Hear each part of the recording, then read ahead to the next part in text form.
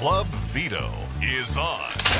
Your only connection to the very important top officer and unlimited sales success.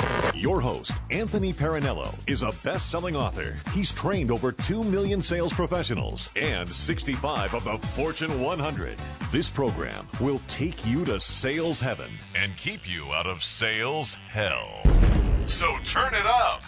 Now, here's your host, Tony Parinello. Sales hell. A place you don't want to spend much time in because you work your little keister off, you jump through all the hoops, you do everything your prospects want you to do. And if you do get the sale after a long, protracted sale, it's a little itsy-bitsy, teensy-weensy sale. You fall further and further behind quota. You get put on probation. You lose your job. Now, flip side of this is called sales heaven. And that's what Club VITO is all about, because we will get you a permanent zip code in sales heaven. Now, while you're in sales heaven, you're going to work your little keister off. Sure you are, but you're going to be rewarded with sales that are larger than your average sale and happen much sooner, because you're going to be learning from the experts, and because today is the fourth Wednesday in October, you get to learn from my very special guest, Bill Cates. Now, Bill, let me tell you a little bit about Bill, first of all. No one on the planet knows more about how to acquire new customers through word-of-mouth referrals and personal introductions than my very special guest. Bill's original referral system has been featured in Success Magazine, Entrepreneur Magazine, Selling Power, and the Wall Street Journal. Let's talk about the exciting world of getting referrals. Now, you know better than anyone the importance of referrals, and you know better than anyone why salespeople don't do it. So maybe we should start there by you sharing with our audience, why is it so important to ask for referrals, and why? I mean, you can ask any salesperson, hey, when's the last time you asked for a referral? Then they kind of look up at the ceiling tiles and go, well, geez, it's been a while. So why is that? Well, first of all, the upside, why people should be engaged in the referral process. And getting referrals, by the way, is more than just asking for them, and we can cover a lot of that today. But nonetheless, look, is it hard to reach people? I mean, is it hard to reach VITO? Is it hard to reach? It's hard to reach clients these days, let alone prospects. And so one of the few ways left to cut through all the noise is through the referral, through the introduction. Yeah. Through the recommendation from someone else they already trust. That's how we get on their radar. And, all the social media and all that stuff that's out there now, it plays a role, and there's no question about that. LinkedIn is a great connection machine we can talk about, but the same principles have to still be in place. You have to be referable, you have to have a relationship, and all that. So it's easier to get to people in most industries most of the time.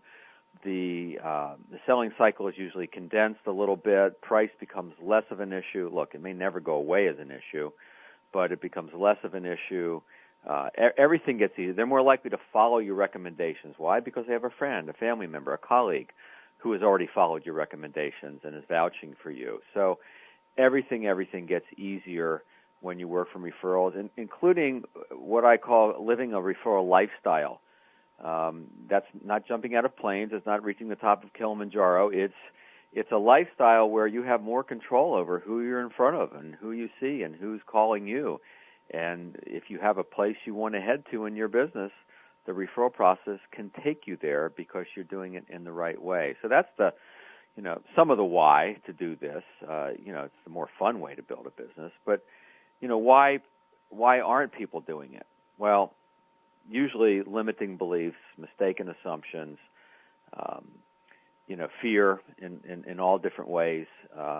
For instance, I know some people can cold call till the cows come home, but they won't ask for referrals. Why?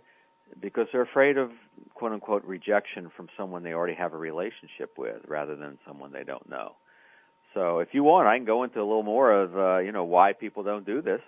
Yeah, actually, I do want to go back to one thing you said very, very soon out of the gate. You got to be referable. What does that mean? Well, there's a lot to it, but look, if someone's going to refer you to someone else, they have to know your value, and they have to trust you, and it helps if they like you. Now, if they like you, but they don't know your value or haven't experienced your value, they're not likely to refer you yet.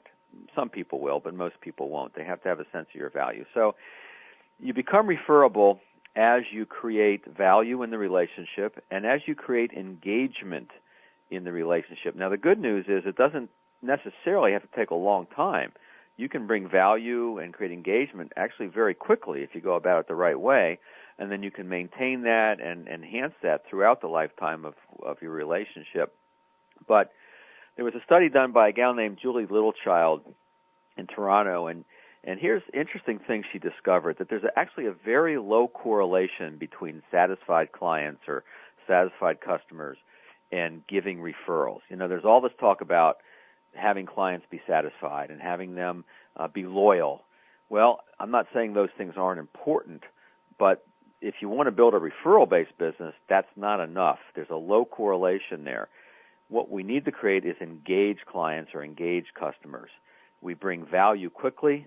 We continue to bring value. We build a relationship that goes beyond the core work that we do. Sometimes I call it a business friendship. We even pull back the curtain of our business a little bit and let them know where we're headed. Maybe we help them get where they're headed. Now they can help us get where we're headed once we've helped them, once they see that value. And so that's some of the things that go into this idea of referability, having a client service or a customer service promise that you deliver on a regular basis and continue to bring that value and build that business friendship. And that's what goes into being referable. So that in and of itself, right there, just that first step, it's a great self-assessment to look at your business, to look at how you sell and who you're selling to and your style, and ask yourself, am I referable?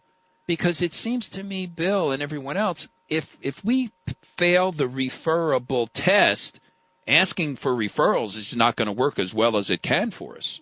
Well, that's exactly right, and I'll give you a barometer. And I don't have a hard number on this, but because every industry, every business is a little different, but everyone listening to this, myself included, should be getting referrals without asking for them. If we don't have clients or customers and occasionally prospects telling other people about us from time to time, then there's clearly something missing. Could be from early in the process, could be throughout the relationship. I had a guy come up to me after a seminar a little while ago and said, Bill, I've been in this business for 25 years. I can probably count the number of unsolicited referrals I've gotten on two hands. So this guy's telling me in 25 years he's gotten like 10 unsolicited referrals. So I had to catch a flight, so I didn't have time for the therapy that would have to ensue, right, as to why this guy wasn't referable. When people call me up and I'm doing coaching and they're saying, look, I'm not getting referrals like I think I should, I say, well, let's talk about it. I mean, it could be a referability issue. Yes. So first of all, let's talk about your initial process. Let's talk about how you stay in touch. Let's talk about the relationships you build. Could be that. It could be a proactivity process. Maybe you're not being appropriately proactive or proactive enough, always appropriately proactive enough to make it happen. Yeah. Let's hold on this thought. We're going to take a little break here and separate the segments so it makes the listening to the archives easier. And while we take a break, as we listen to a sales tip, I want in the back of your mind, Club VITO members, start presenting this question: are you referable? And I want to do the deep dive into this because everything else that comes after that can be on steroids, it seems to me, if we are, in fact, referable. We'll be right back. Don't go away. Tony will be right back. This is Club VITO. You've just been told that you can change the world if you push a giant boulder up a very steep hill. Everyone around you can help, but only after you have moved the boulder by yourself. When you move it, another person can join you, but if you stop pushing, it'll void their effort. After every discernible movement forward, yet another may join in the push, and so on until all are working together for the cause. Enough manpower is available, but it's up to you to get it started and to keep leaning, pressing, and providing the example. Both leadership and strength are imperative. It's up to you, and you can change the world. So that is the nature of momentum. It starts with pushing against the impossible, diligently leaning against the immovable, while holding a vision of progress until the immovable moves. It's about being an example and making an impossible effort, then never tiring. Momentum. It's crucial, it's necessary, and it's up to you. This is VITO Selling Head Coach Steve Daly. We coach, you win.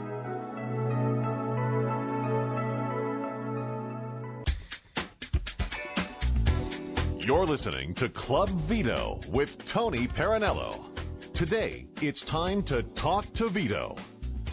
Listen to my very special guest and learn from my very special guest, Bill Cates. And 2010 was inducted into the Speakers Hall of Fame. That's pretty interesting because that award has only been given to less than 150 public speakers since 1977. He is also the author of 3 excellent books. I have all 3 in my sales library. You should have all 3 in yours. The titles are Beyond Referrals, Get More Referrals Now, and Don't Keep Me a Secret. Bill, back to being referable. I wrote down create engagement, know value, and create that value, create trust, and it's important that in the process of this you are likable, that people like you. And you mentioned building a business friendship. What is there a fine? Can you get too friendly with business associates? Because that I put a little circle around that because that can get a little dangerous, can it? Well, I could, yeah. I'm certainly not talking about going out late at night, drinking, telling each other deep, dark secrets and all that. What I'm talking about, and I think most people have a sense of this, is a relationship that, first of all, goes beyond the core work that you do, and you get to know each other, and you talk about family, you talk about sports interests, you talk about philanthropy, faith, whatever, right? There's just more to it going on, and you build that business friendship where they care about your success. Look, all things being equal, people would prefer to do business with people they like. Yeah, sure. All things not being equal, people still do prefer to do business with people they like. Yes. And when you create that business friendship, you know, if they're putting out an RFP for something, they'll build it around your capabilities. Sure. If they're if they're looking for this or that, they'll let you know. They'll give you a heads up. And that's how it helps the business, and it also helps make you more referable because now they want to help you, and you peel back the curtain of your business a little bit and let them in and where you're trying to head. And then I was talking to a guy this morning who's just enrolled in my coaching program, and I mean he's already getting a lot of referrals without even asking, just because of the way he engages with his clients and the type of relationship he creates with them from the get-go has created a tremendous amount of referability. So he's getting referrals without asking, and you can get referrals without asking, but it's not often enough. It's not always the right people, so that we have to have that appropriate proactivity in place to make sure that we're getting the right folks. Yeah, and this is great because I would think in building the business friendship, the fine line would be, look, you know, when you're with, and tell me how this sounds. I mean, when you're with a customer or prospect and the conversation does move to, you know, maybe one of the prospect's kids are going to go to a new college, or maybe they're on a baseball team or whatever, and you're taking notes and note that kind of stuff and kind of keep track of that. Perhaps the next time you communicate with that prospect, ask what the score was of the baseball game or something like that. Maybe you send them a birthday card or anniversary card. Or, I mean, this is what we're talking about when we're talking, you know, become a business friend.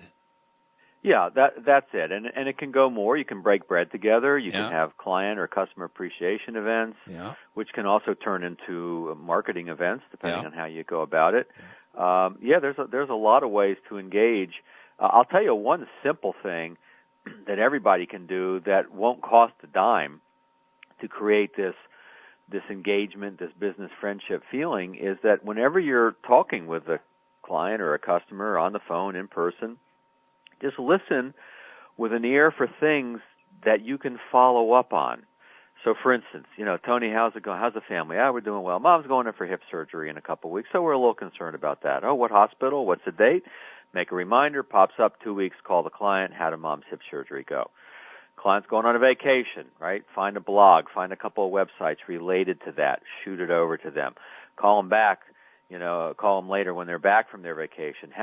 Spend a little money, have a little something waiting in their cruise ship, stateroom, a gift from you, bon voyage. So all kinds of little things that you can do and staff can do. Everyone in the company who connects with a customer or client can do this.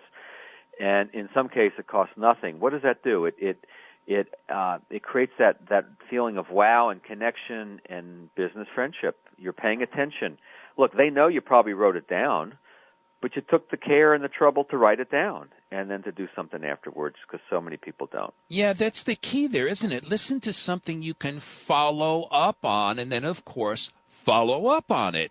Right. As you mentioned, many of us take the notes, but then we don't do much with it. This is interesting because just this morning, two of my very dear friends are in Hawaii. They went there yesterday, and they're making a sales call this morning, early and quite early, and they have to get on a plane from Oahu to get over to Maui. And I made a mental note of this, and this morning I text both of them and wish them luck in their business venture over in Maui. Well, it didn't take but a second to do, and in a second I got text back from both of them thanking me, and I didn't have to write it down because they're friends, but when you've got multiple prospects and multiple key accounts and multiple existing customers, you got to keep track of this stuff, because it would be a real pity to listen and not follow up,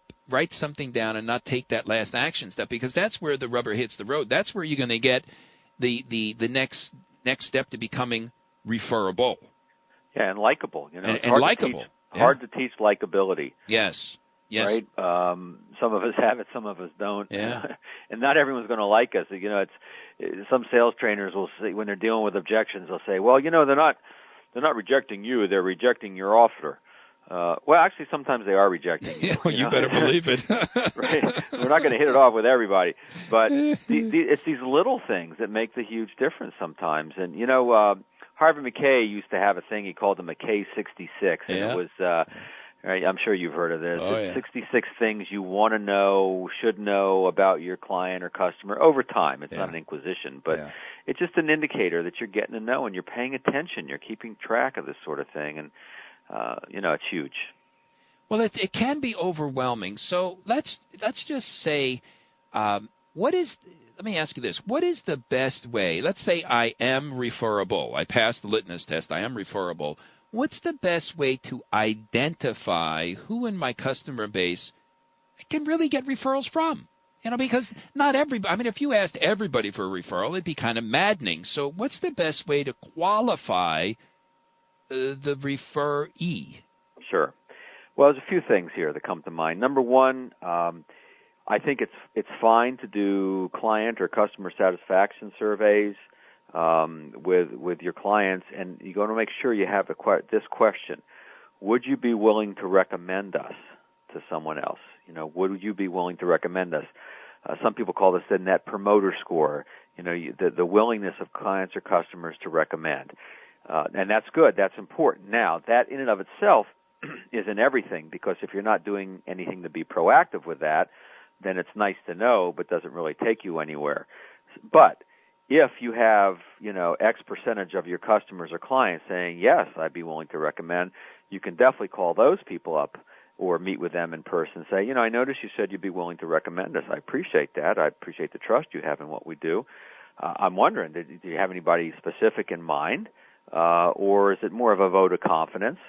Mostly a vote of confidence. I like, great. Well, I have identified a couple of folks that you've mentioned in the past. Can we talk about it a little bit, see if you'd be willing to introduce me to them?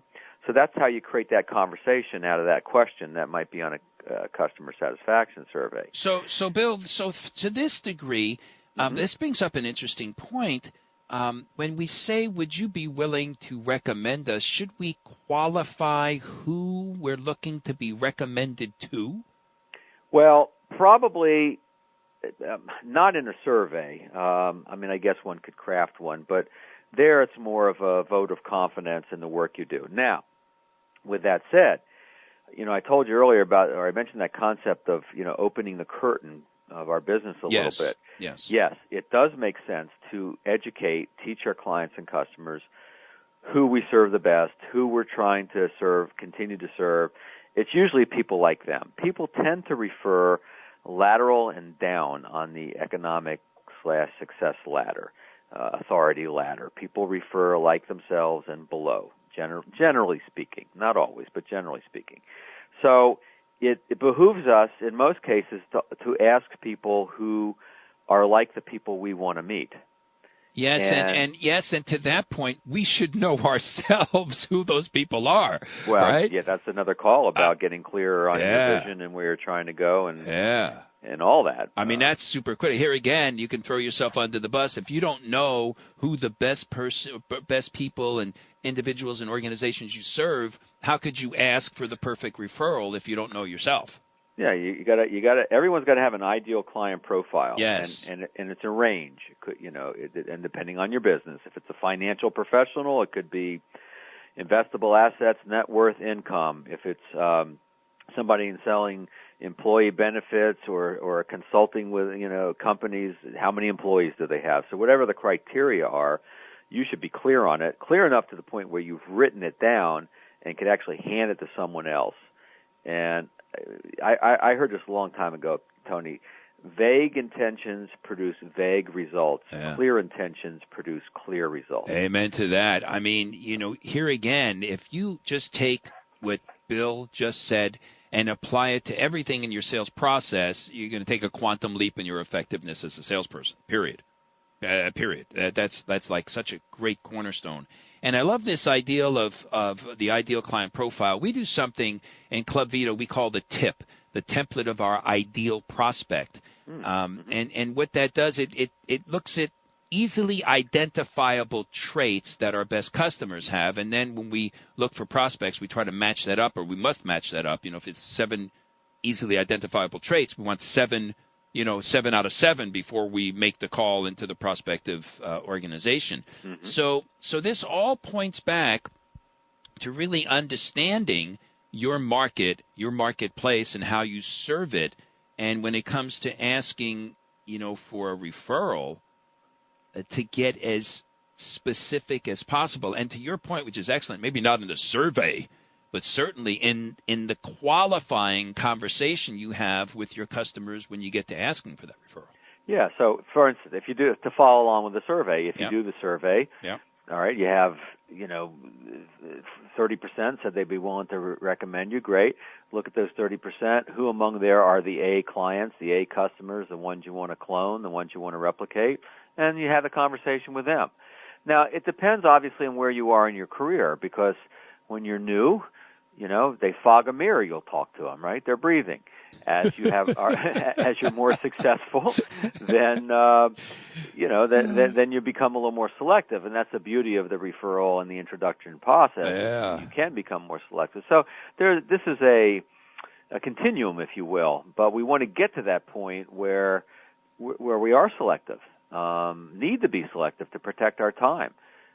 And to protect the income that we want to earn. Yeah, and I would think, too, to protect the people who are giving us the referral, because, here again, and we'll go back to this, certainly, but, why don't we ask for referrals, the fear of rejection, all that kind of stuff. We don't want to make an idiot out of the person that, is giving us the name of the other individual. So all that plays into this whole thing, too. We're up against another break here, Bill. You can stick around for another segment, right? For you, anything. I love it. Thank you very much. Hey, Club VITO members, we'll be right back. Don't go away. You're listening to Tony Parinello on Club VITO. This is Bill Brooks. Surprise! Prospects won't take any action on a purchase decision unless you ask them to buy.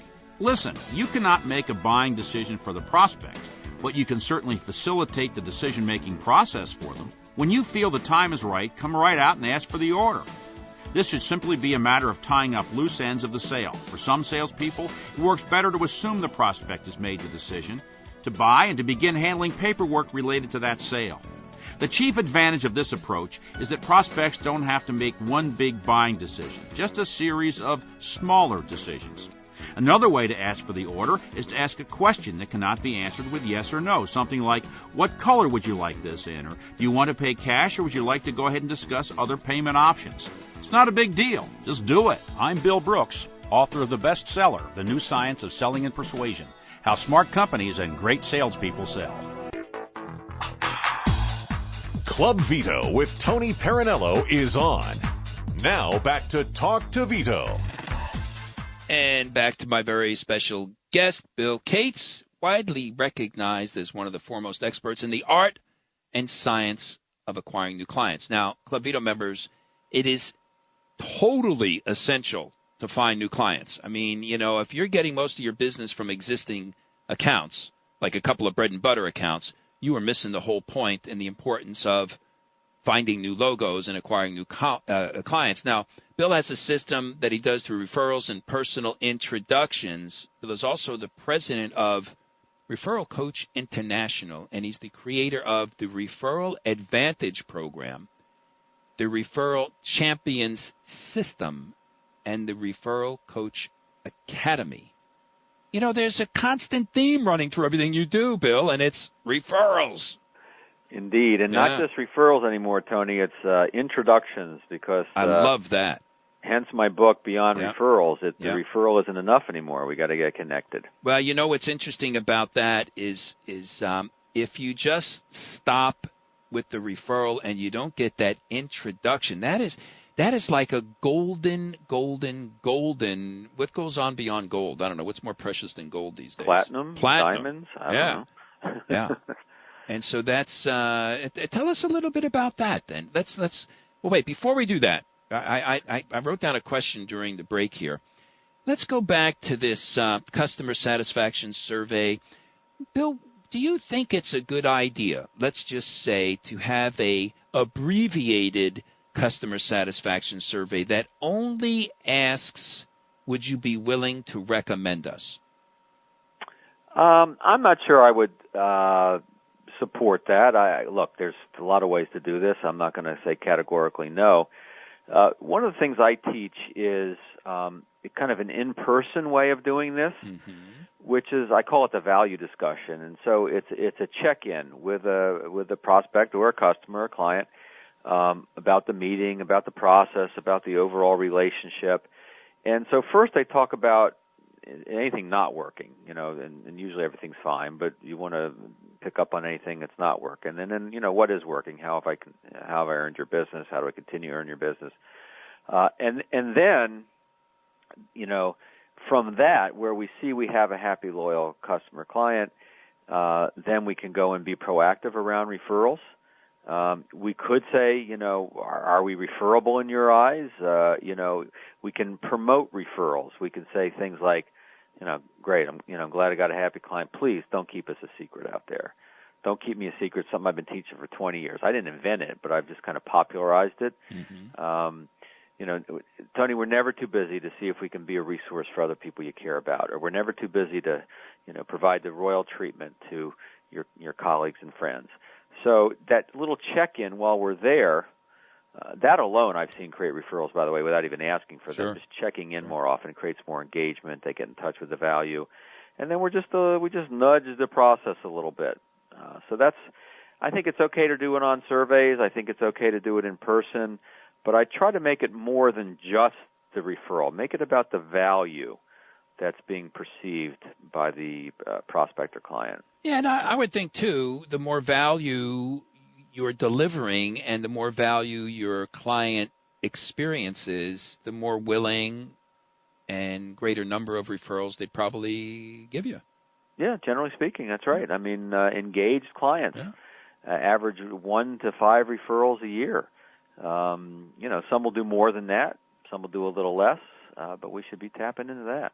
Boy, is that a good number for us to? What do you think about this, Club VITO members? If we had a benchmark for ourselves and said to ourselves, look, you know, I've got 20 existing clients that I serve on a regular basis. I'm delivering value to them. My benchmark this next year is going to be to get 1 to 5 referrals from each one, or maybe it should be every quarter get 1 to 5 referrals. Setting a goal like that might be an interesting way to benchmark our own progress, and instead of just saying, yeah, we're going to ask for referrals, and we never quite get around to it. Yeah, absolutely. There's two things we should benchmark, I think. That's what I would call an achievement goal, meaning every quarter we want to get X number of referrals and convert X number of referrals into clients. But then we need to have behavioral goals, as you know. In other words, what is the behavior necessary to get to that point?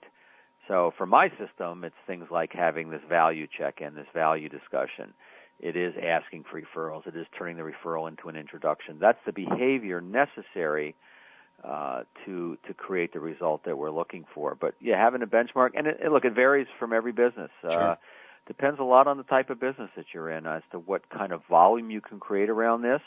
For some people, it really is a quantity issue, and for some people, it's just a quality issue of getting the right people.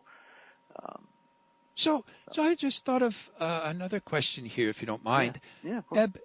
Business to business versus business to consumer. Is it easier if I'm in a business to consumer selling environment to get referrals than business to business? No, if anything, it's the other way around. Business to business is usually easier, only because we're not talking about something personal. Yes. We're talking about business, and most business people are used to networking. They're used to connecting. They're used to introductions. Right. They're on LinkedIn. Right. It's how they got to where they are by connections, referrals, recommendations. So it's usually a little easier. Now, obviously, it depends on what you're selling and who your contact is. But the good news is that most industries are incestuous. People move around to the same company within the industry, so they know other people in other companies. They're part of study groups. They're part of networking groups. So the business to business quite often is easier than the business to consumer. Sure. Makes sense. Consumer, word of mouth is fairly easy to create with consumers, but not the actual connections. That gets a little tougher. Yes. But it works. I mean, I work with a lot of insurance agents, for instance, where we're talking about private financial stuff, and we get them getting a lot of referrals. So it can work B2C.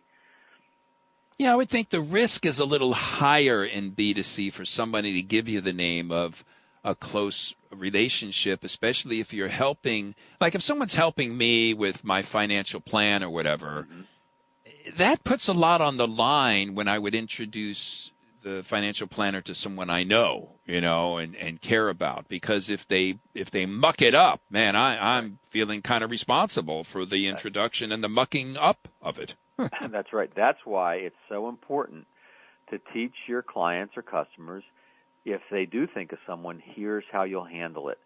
Tony, if you ever think of someone you think should be aware of me and the work we do here, let me share with you how I'd handle it so you'd feel comfortable making that connection. And then I'll talk about confidentiality. I'll talk about the fact that I'd handle this with great care. I'm not going to call someone out of the blue and make them wonder, why did Tony get my name out to this guy? Nobody likes to get a call like that anymore. Typically my clients will introduce me with an email, or sometimes we'll even break bread together and be introduced in person. Whatever we do, we're going to make sure we handle this with great care. How's that sound? Sounds good. So now I've taught you what it would look like if they did think of someone. So we've got to take that risk away. Personal, B2B, B2C, doesn't matter. One of the reasons why people don't give referrals is they don't know how you're going to handle it. What is it going to look like? If they thought through it and how you handled them, they'd probably be fine, but they don't. There's just a little emotional thing going on here. So just teach your clients. If you do think of someone, here's how I'd handle it. And then that fear goes away because the unknown goes away. Yes, and this is, I would say, Bill, that's a step that probably very few, even people, unless they've been through your program, let's say you get this great referral salesperson, I bet they don't do that. So would that include, like, if I was going to send an email out, would I show the person, hey, this is the email that I'll be sending out, or this is the first piece of correspondence that I would be sending along with, the introduction you make? So you want to disclose the process you're going to follow and what you're going to do and what you're going to use. Do you take it to that full extent? You can, absolutely. And sometimes it's just a matter of reminding them how you met them. Yes. You may recall, I sent you this, and then we talked on the and then that's pretty much the same way we'll go. And if I remind you, obviously you wouldn't be my customer right now if you didn't think it was fine. Yeah. So sometimes it's just reminding. Yep. Very good. Okay, so now I make them aware of the process I'm going to follow. What do you do when you have someone who's reluctant, like to give you the referral? Do you just leave it be and back away from it, or do you try to convince them to give you a referral? Well, I don't think you want to convince them per se, but I think there is a way to engage them in a conversation.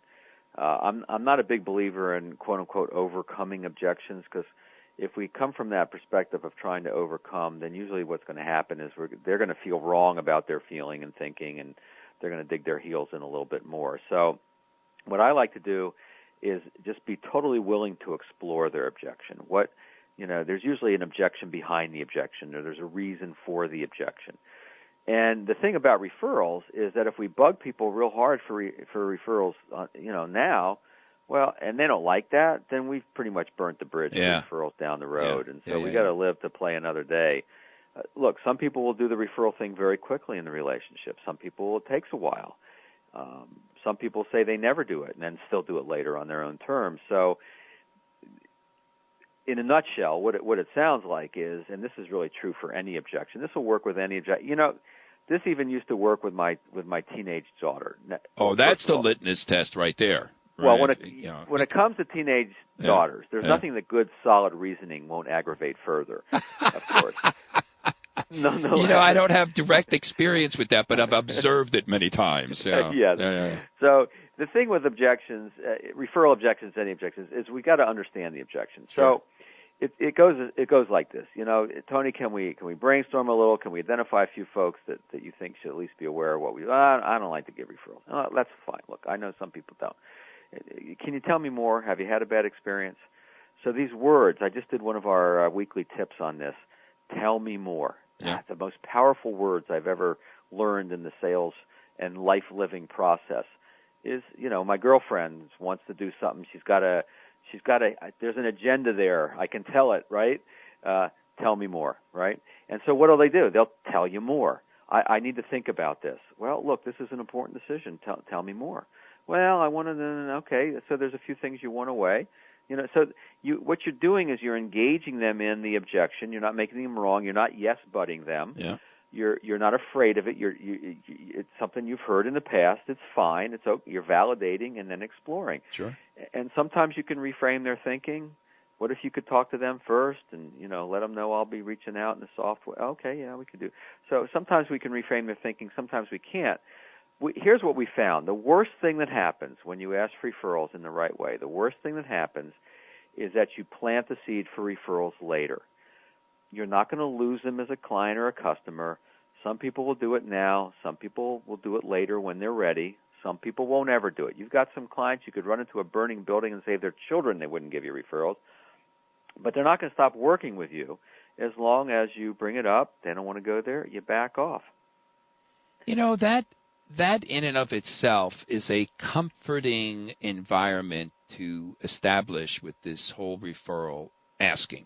Mm-hmm. Is if someone isn't ready, willing, and able, they ain't ready, willing, and able. And it's not the end of the world, because if I need a referral this month, I'm going to need one 4 months from now. And so, so don't become so intense about this, but make it part of your repertoire, your sales repertoire. And maybe when we first get a client, maybe we let them know that at some point in the future, I might be asking you for a referral or something like that to kind of set the stage even before you ever ask.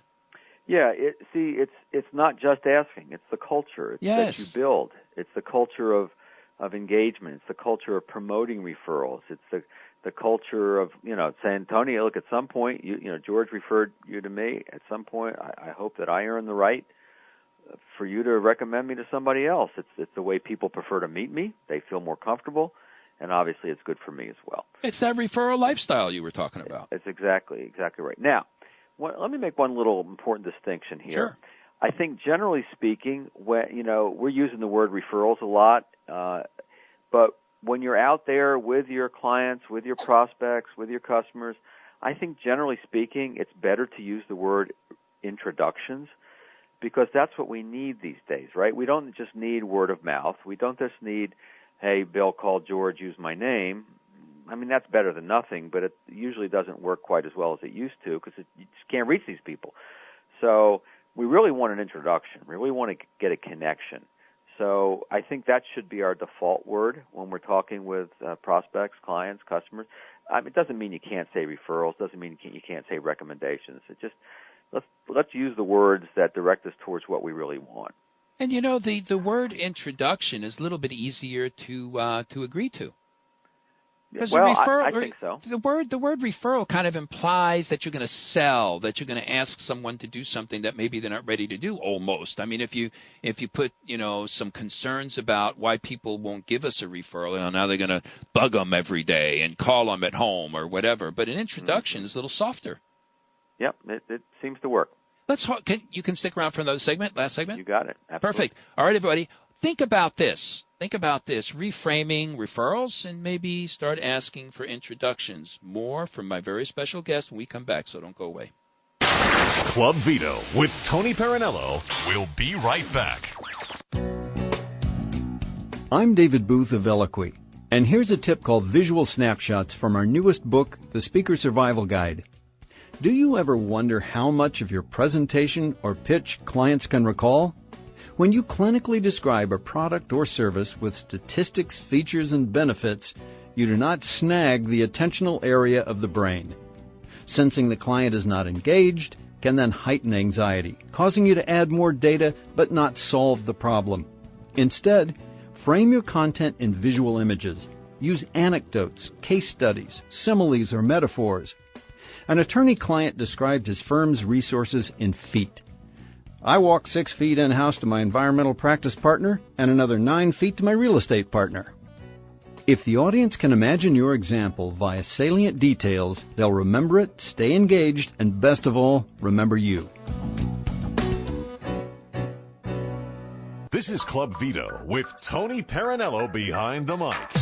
Today, you talk to VITO. About 46 minutes ago, I started out the program by telling you there was no one else on the planet that knew more about how to acquire new customers through word of mouth, referrals, and personal introductions than my special guest, Bill Cates. It is beyond a shadow of a doubt, Bill has spent probably most of his adult life perfecting this process. And he's bringing to you stuff that works. And here's how I know it works, because Bill's the kind of guy that uses it himself to build his business. And so that's always the test for me. You can tell. And Bill, I can tell you do this just by listening to the advice you're giving our Club VITO members. And it's so easy to tell. And I know, you can sit and listen to someone and if they do it themselves, it is telling you, hey, try this and see if it works. Or, this is what I did 30 years ago and blah, blah, blah. So I'm really going to thank you now before we run towards the end of the show here to share this stuff with us, because it is not only coming from, practice and hard practice and development, but I can tell you're just really very passionate about the whole process of introductions, referrals, and all that good stuff. Well, you're right, and it's about building a business based on how people want to meet us, right? Yep. Can other things work? Can other marketing things work? Yeah, of course. Sure. But how would someone prefer to meet us? Well, it's a recommendation, referral from someone else they trust. And look, all the sales skills in the world are worthless unless you have enough people to be in front of. Yep. And the type of things that you teach and bring to your folks, that sales skills and relationship building skills, they all work better when you've met someone through a referral or an introduction, because you're starting out at a higher level, right? You're starting out at a higher level of trust. You're borrowing the trust in one relationship just long enough to earn your own trust in this new relationship. We as salespeople have to show up trustworthy. And so what's no better evidence than that trustworthiness than the recommendations from someone else they already trust. So the whole world of sales, marketing, business building gets easier when we create that culture of referrals and introductions. Well, yeah, the whole internet giddy-up these days is all about the connections and all about being trustworthy and being reliable, and reviews and this kind of stuff, and LinkedIn invitations to meet someone and all that kind of stuff is testimonial to that. Several years ago, I met Barry Trailer, and I've interviewed Barry several times on Club VITO, and he's this walking, talking library of statistics. And years ago, he taught me, he says, and you tell me if this is still true, because I don't know, but when you're given a referral and you reach out to that person, an introduction or whatever, the person you're being referred to is like 60% more likely to engage with you and even buy from you because you're being referred. Is that number gone up or gone down or gone sideways, or what do you think? Well, one thing I know about these type of statistics, Tony, is about, in fact, 47% of statistics are made up on the spot. Oh. Even the 40, wait a minute, even the 47%? 60%. What I do know is that it's true just from an anecdotal standpoint. Yeah. So I have seen people whose, appointment setting ratios, closing ratios, double, even triple when they start to work from referrals and then even introductions. So I'll give you an example. One firm I was working with a while ago, when the do not call list came out, everybody was up in arms, and that, Sure. especially the B2C. Sure. And here's what they found. They did a study. Over 6 months, they were getting these referrals that were, some of them were on a do not call list, and some of them weren't on a do not call list. And the closing ratio of the people on the do not call list was twice that of people not on the do not call list. Now, you'd think it'd be the other way around, right? Because the people not on the do not call list were easier to reach. Right. But because they were on the do not call list, you had to get the referral source engaged in making a connection. And because the connection got made, because you came in at a higher level, that's what doubled the closing ratio. So we know that, this stuff works and why it works, and every industry is a little bit different. And another factor is the relationship of the referral source and the prospect. High trust relationships, obviously, easier to set appointments, do business. Lower trust relationships, they don't work as well. Yeah. That's why quite often referrals from a CPA, for instance, are usually very coveted because most people trust their CPAs and trust their opinion. Yes. What's the best way to say thank you to your referral source? Mm-hmm. Well, I am a big believer in saying thank you, first of all, and I think we want to say thank you for the giving of the referral, the creating of the introduction. We don't wait for the new prospect to become a client or customer before we say thank you. It's not about the money. It's a gesture of thank you. I would say minimum would be handwritten note. A nice thing to send would be, maybe movie theater tickets, a gift card, for Amazon or something like that. It's not about the money. It's just a gesture. And I like things that are flat and easy to mail. I like things that are customized and tailored to that person if we can. So that'd be minimum. Now, if the client or the prospect becomes a client or customer, we could say thank you again. We definitely want to keep people in the loop. That's another way of saying thank you, is just kind of let them know that we've reached out, we got an appointment scheduled, thank you very much, let you know how it goes. That's part of the appreciation process. But here, Tony, is one of the most powerful things that you can do to say thank you. So let's say that you're my new client, and our friend George recommended we get together. Uh-huh. So I could say, Tony, when are you going to see George next? And I'll say, I'm going to see him next week. Great. Will you thank him for both of us? He needs to know that putting us together works. I love that. So now I got so new happy client thanking. All right, yes. Here's another way. I'll give you 3 layers of this. Next one. Tony, you and George play golf from time to time, don't you? Oh, yeah. I beat him every time. Well, I expect that, but here's a box of Pro V golf balls, 2 sleeves for you, 2 sleeves for him. Now, you got to make sure you give them to him, but just it's a way of us saying thank you. It's got my logo on it, by the way. Make sure you lose it in the fairway. So, you, my new happy client, are hand-delivering a little something to your friend, to your colleague. Now, here's the most powerful one. Bill, wait, before you do that, I want to point out to everyone before they forget, when you are a great listener, and I'll tell you why I'm saying that. When I said to you, just tongue-in-cheek, yeah, I beat him all the time, you responded to that. And that response was that magical moment in what we were doing here, and it's a great illustration to the Club VITO members. When you are with someone, be with them. Pay attention. Respond. And that's a little nugget you were talking about before. Look for something to follow up. Look for something to respond to. And you found it, and you did it masterfully, and I didn't want that moment to escape. Our relationship or the Club VITO's learning point here is very powerful. So sorry for the interruption, but now go ahead. It's fine. It's welcome. And I, something I was thinking at the break that your followers, your tribe should know about you is this is one of the best interviews I've ever done, because you really are listening to what I'm saying and trying to find the nuggets of value for your club members. A lot of people who interview me are just going down a list of questions that were pre-prepared. You've actually created a conversation out of this, and I think, number one, it's more valuable to your listeners. Number two, it's more engaging. It's fun for me. So kudos to both of us, I guess, right? Yeah, anyway. Thank you for that. And you know what? Your office sent me questions to ask, and I haven't used a single one of them because I love this conversation we're having. So thank you very much for that. And I had a high five to both of us, from both of us. Good. So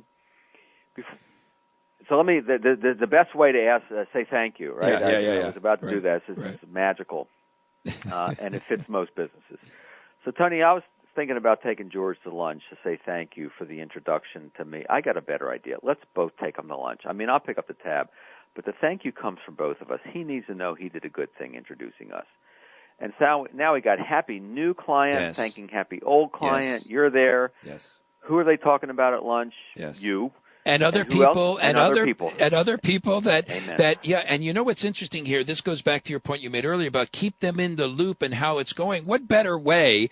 Now, of course, Club VITO members, you can't do this all the time because, it'll cost a lot of money. You got to fly here, fly there. But, you take this and you apply it where it can be applied so you get the best return and you get the most out of it. And so does the referral source and the person you've been referred to. It's classic, absolutely classic. Yep. Good stuff, man. Good stuff. Well, of course, we're up against the hour. So here's what I'd like to do. Keep in mind, Club VITO members, that of course, this is all archived. You get the archive. There's a direct link to Bill's website. Bill, when they get to your website, do you want to direct them anywhere special, or you just want them to peruse around? What would you like for the Club VITO member to do when they click on your website? Well, I appreciate. Thank you for that. I would say a couple of things. We have a drop down for individuals, and it says a members area or something like that. A lot of free stuff there. There's a place to sign up right on the home page for a report and our tips, and we just drip on you some good stuff on a regular basis. And then we've got some great things at our store. Besides my books, we have a Referral Champions program for someone who really wants to take a deep dive into this and stop dabbling in referrals, but really make it work. Then certainly our Referral Champions program is something to look at. And then we have our Referral Coach Academy. Not unlike your Club VITO, we have a way of staying in touch in a value-oriented way. It's very affordable. And, again, we found with this referral thing, just like sales training, you just don't do it once and then you get it, right? Sales training is ongoing. Referral, part of that, I'm kind of the batting coach. I'm the hitting coach. I don't do every aspect of the sales process, but I do some of very important part of the sales process that'll augment what they're getting from you. And so bring me in as the hitting coach or the referral coach, and then I'll help from that. Bill, thank you so much for being who you are and doing what you do. Thanks for joining us and spending the last hour with us and sharing everything with us. Club VITO members, do yourself a huge favor. Listen to this archive time and time and time again. And there aren't many archives that I suggest this with because Club VITO is a closed membership for the tribe, as you mentioned. I love it. But with this particular archive, Club VITO members, I want you to share with everybody you know in sales. Every single person you know in your office that's a seller, that's a sales leader, everybody in your family, your circle of friends. Share this with them after you listen to it and make the world a better place. Bill, thank you so much. Club VITO members, thank you. And remember, Tuesday, Thursdays, sandwich this live VITO broadcast with Q&A. Everything happens at 10 a.m. Pacific. Be there or be square. Thanks, Bill. See you next time. Thank you. Bye-bye, everybody. You've been listening to Club VITO with Tony Parinello. Stay in touch with us 24 hours a day at VITOselling.com or call us with comments and suggestions at 800-777-VITO. This program and its entire contents are the property of Anthony Parinello. Unauthorized duplication or rebroadcast without express written permission of Anthony Parinello is prohibited and unlawful under U.S. copyright law.